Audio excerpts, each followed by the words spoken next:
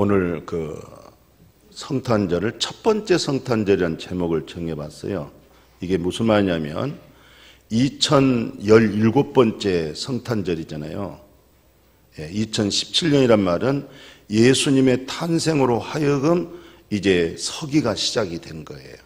그래서 2017년이에요, 지금 서기가. 그게 바로 예수님의 탄생이 2017번째란 얘기죠.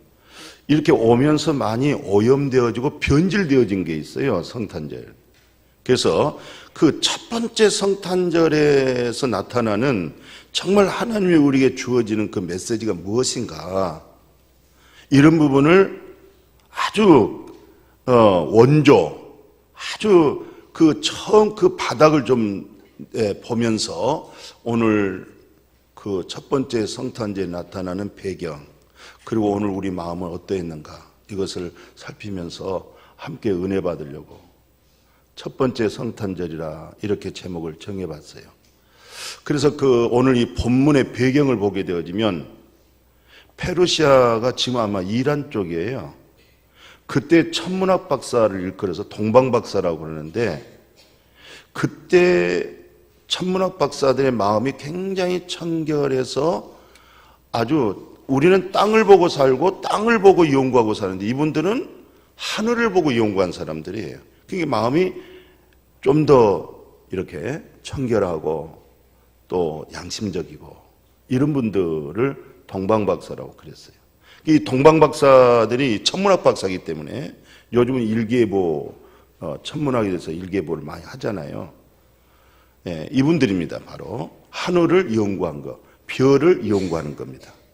그 하늘의 징조를 가지고 땅의 어떤 것을 분별하는 사람들이죠.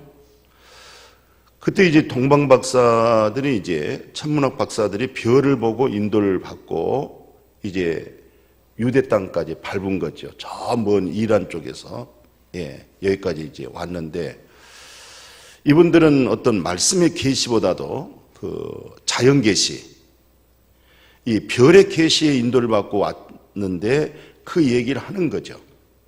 그분들은 수없이 전통적으로 그 별의 연구해 온 분들이기 때문에 그 별의 움직임과 인도함은 이것은 다르더라는 거예요, 이게. 이건 특별한 인물로서의 왕의 뜻의 의미로 그들을 인도한 거예요. 그러니까 그들은 조금 더 서슴지 않고, 이것은 자연 계시를 통해서 특별한 그런 하나님의 징조가 나타난 것을 이 순수한 천문학 박사들이 예물을 준비해서 바로 유대 땅을 밟았던 거예요. 그리고 순수한 마음으로 그 얘기를 했어요. 했는데 그 정보가 누구에게 입수되냐면 헤롯 왕에게 입수가 됩니다. 그 헤롯 왕은 굉장히 당혹스러운 거예요. 자기가 지금 이스라엘의 왕으로 있는데, 로마 사람 있잖아요. 이스라엘을 관리하는 통치자인데 이스라엘 땅에 대통령이 나온다고 하면 무슨 말이겠어요? 자기가 물러나야 된다는 얘기잖아요. 그러니까 메시아 구세주에 대해서 정치적인 메시아로 생각을 하고 가장 두려움 속에 있었던 자가 헤롯 왕이었어요. 그래서 헤롯 왕이 그때 최고의 종교 지도자, 대제사장, 그러면 성경 박사, 성경에 대해서 아주 깊이 알고 있는 서기관들, 종교 지도자들을 다 한자리에 불러 모아놓고,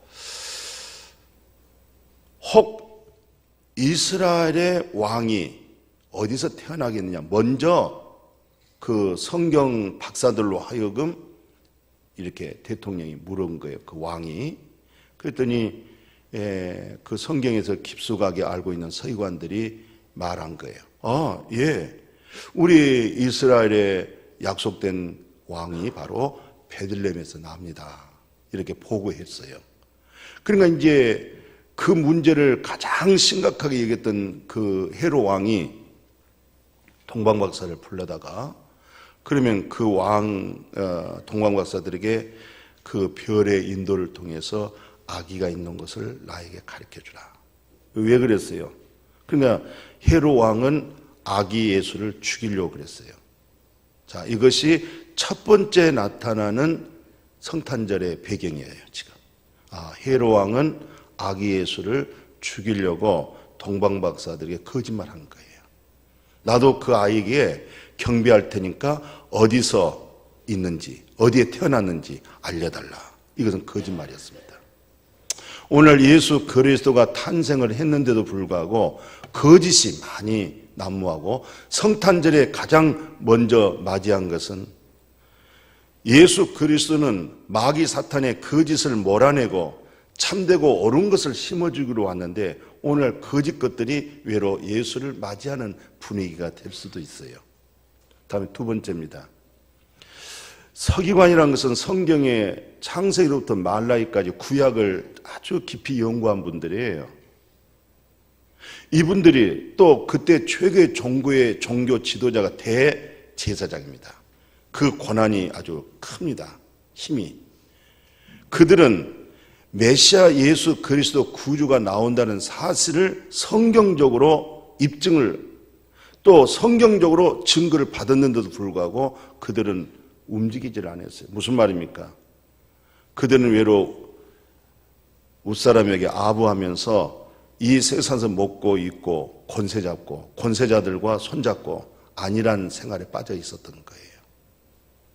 오늘날 성탄절도요, 많은 세상의 물질과 권세에 빠져서 외로 그 힘이 구세주가 왔는데 실상 권세가 우리 구원 못 시키잖아요. 돈도 우리를 구원 못 시킵니다. 영혼의 구원이 절대 안 됩니다. 오직 메시아라고 하는 거, 구세주, 구주 오셨다. 예수 그리스도 오셨다. 그리스도 오셨다는 거예요. 그리스도가 무슨 뜻이에요? 구주잖아요. 기쁘다 구주가 오셨네. 나의 혼돈과 공허와 흑암 속에 있는 내 자신을 구원해 주실 자. 최고의 기쁜 날이잖아요. 기쁨의 소식이잖아요. 그냥 우리는 이것저것 몰라도 구주가 오셨다. 나를 위해서 구원자가 오셨다. 그 하나의 믿음만 이루어져도 우리는 얼마나 행복한지 모르겠어요. 근데 그게 마음의 믿음이 안 되는 거죠. 그냥 단순하게 나를 죄에서 사망에서 이 죽음의 세상에서부터 나를 영원한 하나님의 나라로 건져서 구원해 줄 구세주가 왔다는 겁니다. 그 한 가지면 된 거예요. 지금 즐거워할 수가 있습니다. 행복해질 수가 있습니다. 우리가 다투지 말자. 이렇게 어렵게 복잡하게 살지 말자. 우리 단순하게 만들자. 모든 삶을. 구주가 오셨는데 그분이 우리의 메시아인데 이렇게 말할 수가 있어요. 이 첫 번째 성탄절에 나타나는 배경을 이렇게 간단하게 생각하면서 오늘 이 동방박사들에게 나타나는 자연 계시보다도 이것은 특별 계시로 나타나는 그런 모습을 통해서 예수를 만났잖아요. 오늘 이 본문에 보면은 그 2절에 그 9절에 있습니다. 그 마태복음 2장 2절 9절 10절까지 보면은 바로 별의 인도를 통해서 그 별이 아기 있는 곳에 딱 머물러 주잖아요. 그래서 이 시간에는 별이라고 하는 것에 대해서 좀 우리가 생각해 보려고 그래요. 별. 오늘날 뭐 스타 된다. 최고의 뭡니까? 군인의 성공이 별 바라본다. 연예인들 그 뭡니까? 스타 별이다. 별에 대해서 굉장히 얘기를 해요. 근데 동방박사들이 나타났던 그 별. 근데 우리가 믿음의 조상 한번 생각해 보실래요? 마태복음 창세기 15장에 뭐라고 기록되어 있냐면 5절 6절이죠. 별로 계시가 나타납니다. 자, 별을 봐라. 별의 숫자가 얼마나 많겠어요? 근데 별의 숫자 같은 자식을 준다고 말씀하시면서 그 믿음을 아브라함으로 바꿔갑니다. 아브라함이라는 것은 믿음 조상이 되는 거예요. 열국의 아비가 되어지는 거예요. 무슨 계시로? 별 계시로 통해서 이루어집니다. 그리고 하나님 뭐라고 축복하냐면요. 창세기 17장 5절 6절을 보니까 이제 후로는 내 이름을 아브라함이라고 해라. 내가 내게서 뭡니까? 민족이 나오는 거예요. 민족이 나오는데 그 민족 속에 누가 나타납니까? 왕이 나오리라 이렇게 말씀해 주는 거예요. 이 출발이 별의 계시로 나타납니다. 별의 계시가. 베드로 사도는 별을 이렇게 얘기해요. 너희들이 성경을 볼 때에 이것은 정말 예언의 말씀이기 때문에 사사롭게 풀지 말라는 거예요. 그럼 성경 올 때는 어떻게 하느냐? 베드로전서의 후서에 이렇게 말씀하고 있죠. 1장 19절에 마음에 샛별이 떠오르기까지 밝아질 때, 어떤 그 말씀이 아주 딱 선명하게 밝아질 때까지. 예. 저는 살짝 말씀이 스쳐갔는데 그 시편 31편 1절에 보면은 하나님의 의로 나를 건지려. 그러니까 마틴 루터가 종교 개혁을 일으킬 때 그 시편 31편 1절에 있는 하나님의 의가 나를 건지리라, 그 하나님의 공의가 나를 건지리라고 하는 그 말씀을 붙들고 정말 달걀로 바위 두들기는 그런 어려운 상황에 달걀을 던지는 거예요. 마틴 루터가 어디서 힘을 얻었어요? 시편 31편 1절에서 하나님의 의가 건지리라, 하나님의 공의가 나를 건지리라. 하나님의 의가, 하나님의 공의가 나의 어둠과 사망에서, 잘못된 부분에서 끄집어내서 건져낼 수 있기를 축복합니다. 그게 놀라운 개혁의 역사입니다. 그래서 베드로는 하나님의 말씀은 사사롭게 풀지 말아라. 하나님의 말씀을 볼 때는 마음의 샛별처럼 밝아질 때까지 깊이 관찰하라는 거예요. 그 뭡니까? 샛별. 그렇게 말씀이 밝아질 수 있도록. 그래서 계시록을 쓸 때 사도 요한이 그렇게 얘기해요. 7별, 7촛대에 대해서 비밀을 말합니다. 7별 잡고 있고 7촛대를 잡고 있는 그리스도께서, 바로 7촛대는 이 지구촌에 많은 교회가 있고 교파가 있지만은 결국 분석해 볼 때 7개 교회, 어디 성향에 있느냐. 그 다음에 7별이란 것은 바로 교회 사자 목사, 그 목사를 그리스도가 붙잡고 있다. 그 교회를 예수 그리스도가 붙잡고 있다. 이 얘기입니다. 이런 모든 말들이 별에 관한 얘기를 하고 있구나. 그죠? 이 정도로 먼저 우리가 생각을 하고, 오늘 이 동방 박사들이 두 번째로 생각할 수 있는 것은 별의 인도를 받으면서 그냥 오지 아니했고 정확하게 세 가지 예물을 준비했습니다. 그러니까 이들은 정확하게 믿었다는 얘기예요. 그럼 이 세 가지 예물이 뭐겠어요? 황금, 유황, 몰약이었죠. 이 금이라고 하는 것은요, 아랍의 큰 대국 나라에, 이분은 원수, 보통 별이 4개짜리인데 이분은 5개, 통치자잖아요. 대통령, 왕 밑에 사람인데 원수. 이 나만이라는 장군이 문둥병에 의해서, 그 별이 무슨 소용이 있겠어요? 그 권세가 무슨 소용이 있겠어요? 이 사람이 금, 이만한 거 알죠? 금, 이게 금 덩어리라고 그래요. 이것을 6,000개를 가지고 이스라엘의 왕에게 찾아옵니다. 금 6,000개를 가지고. 근데 금을 준비해서 왕에게 드려지는 이 나만이 엘리사를 만나가지고 엘리사 하나님의 종의 말에 순종해서 문둥병이 치료되었어요. 이 황금, 왕에게 드려지는 이 마음이 있잖아요. 두 번째는요, 몰약인데 소제, 번제, 화목제, 속제제, 속건제, 그 제사가 여러 가지가 있어요. 종류가. 죄를 위해서 속제제, 또 화목을 위해서 화목제, 또 이런 허물을 위해서 속건제, 뭐 이런 제가 있잖아요. 속제제 다 있는데 소제란 게 있어요. 근데 소제는 어떻게 드리느냐? 그 콩, 또 보리, 쌀 이런 것들을 아주 고운 가루로 빻습니다. 고운 가루로. 우리가 송편 만들 때 아주 절구에다가 잘 찍어서 고운 가루만 뽑아서 그걸 뭉쳐서 이제 송편을 만들잖아요. 소제를 드릴 때는 완전히 빻아가지고 기름을 칠하는데 거기다가 뭘 부냐면 향유를 넣습니다.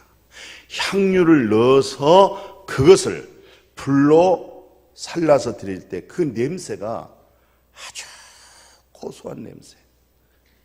예, 이것을 하나님께 향기로운 냄새라고 그러니까 향기로운 냄새. 하나님이 기뻐 받으신가? 그럼 이 소진한 뜻이 뭐겠어요? 우리의 마음을 굵은 마음이 있어요. 원망, 불평, 여러 가지 이기적이 이건 자기로 뭉쳐 있는 것을 완전히 빻아서 가루가 되는 거예요. 이 가루로 하여금 그 향유로 범벅에서 하나님 앞에 온전하게 드려질 때 이것을 하나님께 드려진 화제, 하나님이 기뻐 흠냥하는 냄새라는 거예요. 그러니까 동방박사들이 뭘 가졌어요? 금 가졌죠? 왕이었죠? 향유에 우리 빻아가지고 그걸 하나님 앞에 드려진 소재로 드려졌죠? 그 다음에 세 번째가 몰약이었어요. 그 니고데모란 사람은 바리새인이고 국회의원이었잖아요. 그때 예수 믿으면 국회에서 회의에서 출교시킨 그런 상황이잖아요. 근데 이 니고데모가 밤에 예수를 찾아온 거예요. 우리가 요한복음 3장에 있잖아요. 밤에 예수께 찾아와서 물과 성령으로 거듭나면 하나님 나라 들어간다고 그런 말씀했죠.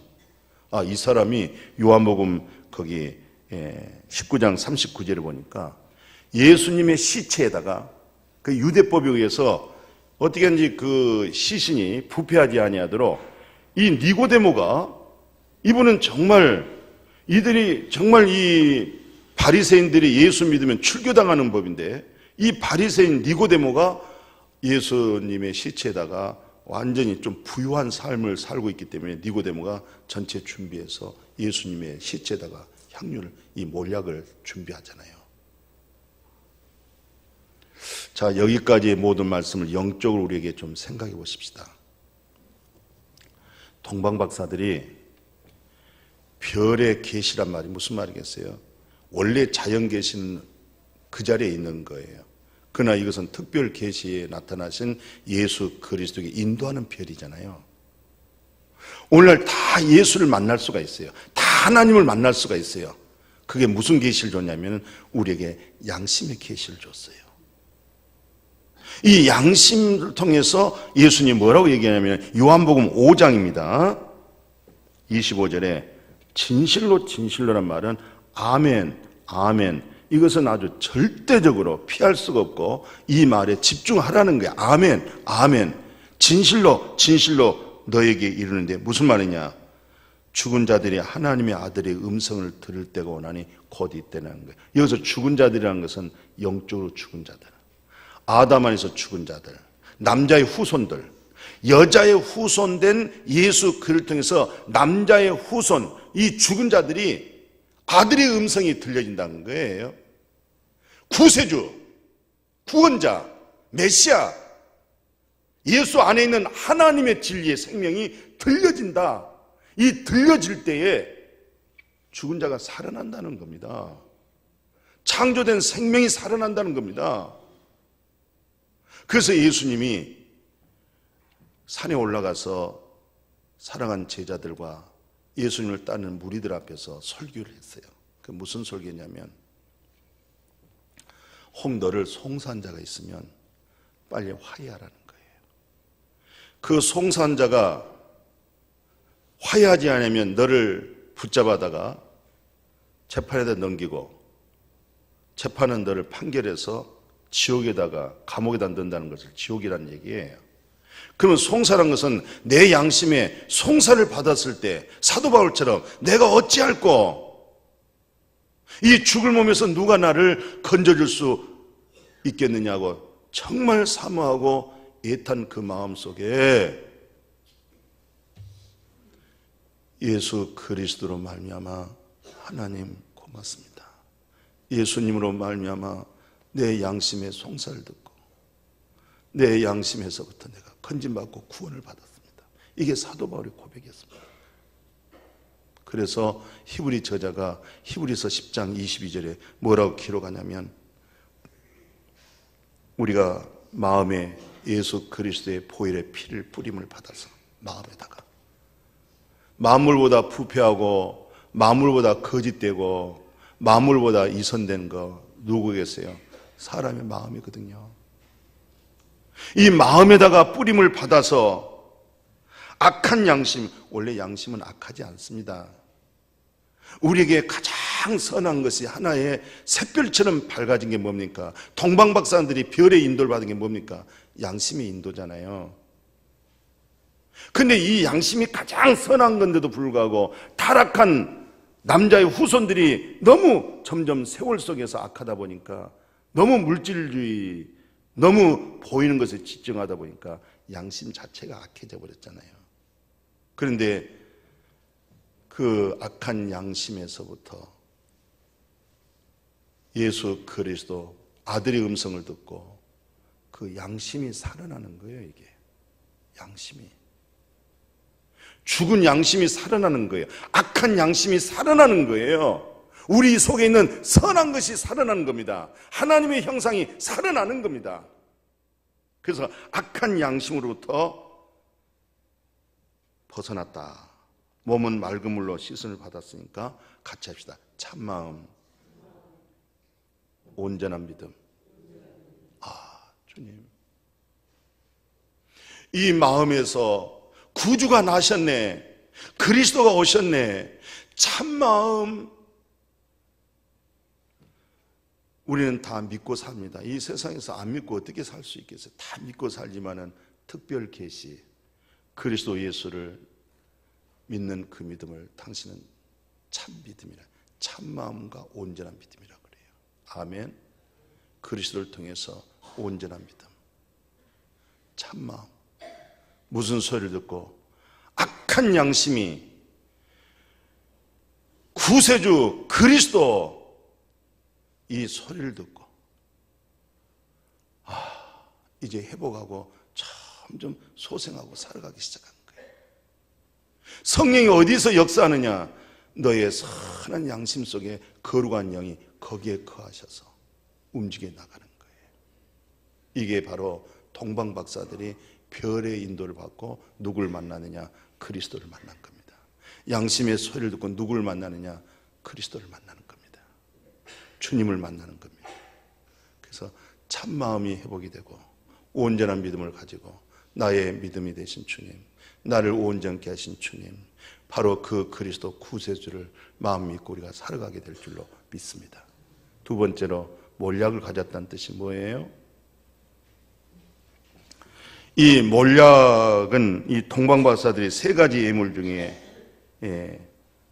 이 하나님 앞에 드려진 그 첫 번째가 이 황금 가져왔죠, 몰약 가져왔죠, 유황 가져왔죠. 그래서 황금 가져왔다, 이 뜻은 바로 시편 저자가 그래요. 2장 6절에서 7절에 그 황금은 왕에게 드리는 거잖아요. 황금, 왕의 상징이거든요. 그러니까 이 동방박사들이 이 금을 준비해 가지고 드리려고, 아기 예수 경배할 때 빈손이 아니라 드리려고, 그 상징이 뭡니까? 당신은 왕입니다, 이 말이에요. 왕입니다. 예, 왕으로 드려진 거. 이 말이 무슨 말이에요? 오늘 여러분과 저는 나의 왕, 나의 주는 바로 그리스도십니다. 바로 이 고백입니다. 오늘 정말 동방박사들은 이 황금을 갖다가 바로 그리스도는 나의 왕입니다, 나의 주관자십니다. 이 신앙이 눈이 열려야 됩니다.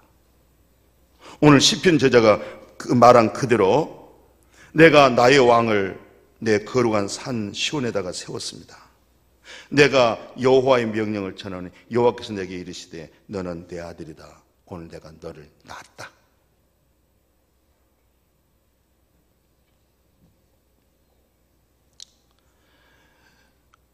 그 히브리 저자가요, 그 5장 8절에 보면, 히브리서 5장 8절에 보면 이런 말씀 해놨어요.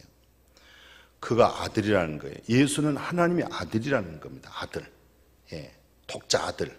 그 아들인데도 불구하고 그 받으실 그 고난을 피하지 아니하고 그 받으신 고난을 다 고난에 순종을 배워서 예수가 온전하게 되어져서 온전케 되어진 그분으로 하여금 우리가 온전함을 얻습니다. 예수 그리스도가 온전하지 않는데도 불구하고 우리가 예수를 믿으면 우리는 다 온전할 수가 없어요.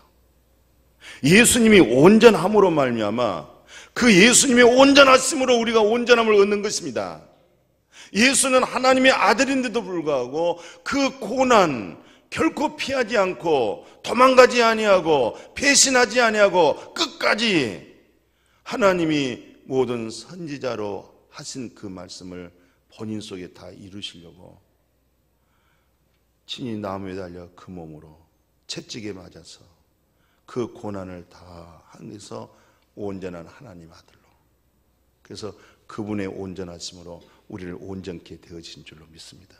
그분은 멜기세덱의 반차라고 그러죠. 아브라함이 누구에게 복을 받았어요? 멜기세덱에게. 아브라함이 전쟁하고 전리품을 가지고 올 때에 누가 맞이했어요? 바로 멜기세덱이. 멜기세덱이 아브라함을 축복했잖아요.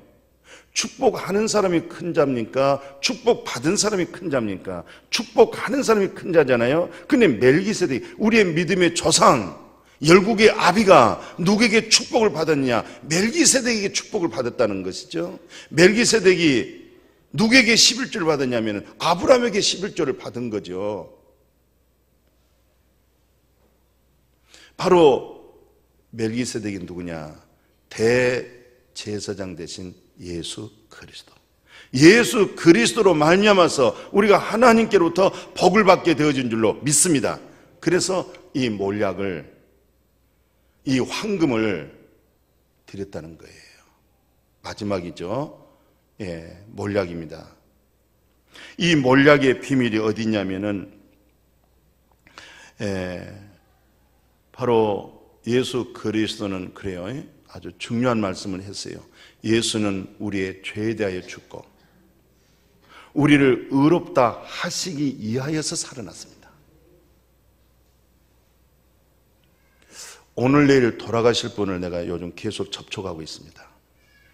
이 사람이라는 것은 이 생명의 구원의 능력이 안 되면 이 세상 것을 마지막 숨이 끊어지면서까지도 버리지를 못한 분을 내가 발견했습니다.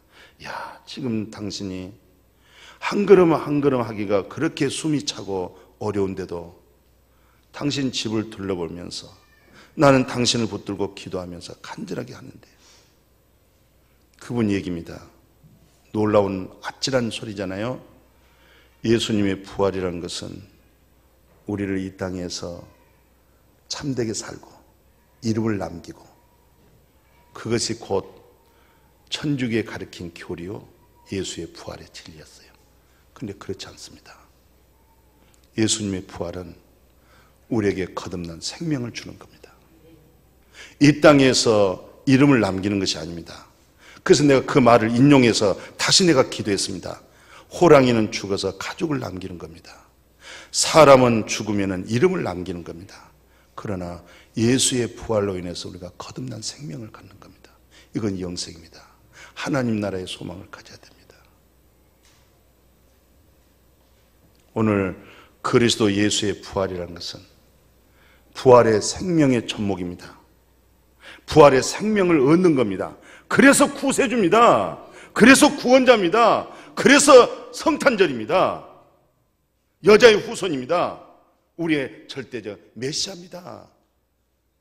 죄와 사망에서 건졌다, 죄 용서받았다, 그런 초보 단계에서 우리는 근본적으로 죽을 수밖에 없는 사망 가운데 있는데 영원한 생명으로 옮겼다는 겁니다.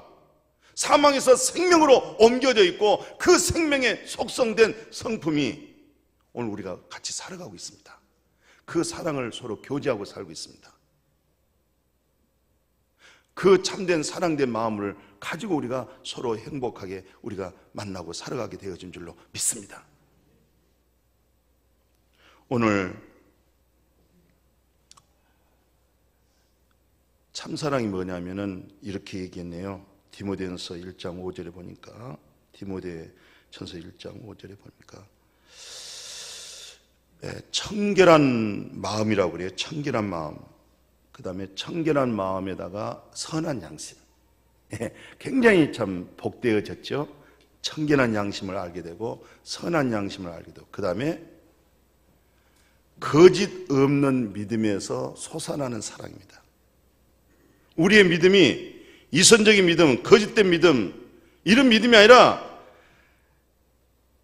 온전케 한 이 참믿음, 그리스도에게서 나오는 그 믿음에서 뭐가 나오느냐면 사랑이 나오는데, 그 사랑을 우리가 하게 되어졌다는 사실. 그 사랑은요, 구원을 주는 사랑입니다. 생명 주는 사랑입니다. 관용이 있습니다. 당신을 먼저 생각해 줄 수 있는 사랑입니다. 아멘. 놀라운 사랑을 우리는 깨닫고 있습니다. 놀라운 황금보와 사랑의 깊이를 우리는 알아가고 있습니다. 예수는 자신을 위해서 살지 않았잖아요. 나를 위해서 살아줬고, 나를 위해서 죽으셨고, 나를 위해서 부활하셨고, 오늘 우리 자신을 위해서 사는 자가 누가 있어요? 자신을 위해서 살지 않잖아요. 당신을 위해서, 당신의 구원을 위해서, 당신의 행복을 위해서. 당신이 행복이 내 행복이야. 당신의 기쁨이 내 기쁨이야. 당신의 즐거움이 내 즐거움이야. 이런 믿음, 이런 은혜가 성탄절 되어지기를 축복해요. 그래서 사도 바울은 이런 말씀을 했어요. 자, 이제 2017번째 성탄절을 맞이해서 우리가 빌립보서로 돌아가자는 거예요. 그게 빌립보서에 무슨 말씀이 있냐면은 2장 5절에 보니까 우리가 예수 그리스도의 마음을 갖자는 거예요. 무슨 마음을 가져요? 그리스도의 마음을 갖자. 그럼 그리스도의 마음이 뭔데요? 그는 하나님의 본체예요. 예수는, 그리스도는 하나님이에요. 삼일체 하나님이에요. 그러나 내가 하나님으로 본체로 드러내지 아니하고 외로 자기를 비워서 종의 형체로 만민의 죄를 대속하고 아담의 죽은 자를 살려주기 위해서 십자가에 죽기까지 내려갔다. 이게 그리스도의 마음이에요. 그래서 사도 바울은 자기 평생 이렇게 살았다고 고백하잖아요. 뭐라고 얘기하냐면 고린도 전서 5장 15장 31절에 나는 날마다 죽노라. 할렐루야. 이 성탄절은 나의 옛사람을 죽게 하고 그리스도로 살게 한 겁니다. 구세주로 살게 해주는 겁니다. 그래서 나는 날마다 죽노라, 이 말은 나는 날마다 구세주로 산다. 나는 날마다 죽는 것은 나는 날마다 그리스도로 산다. 그 진리로 산다. 이 성탄절 되어지기를 축복합니다.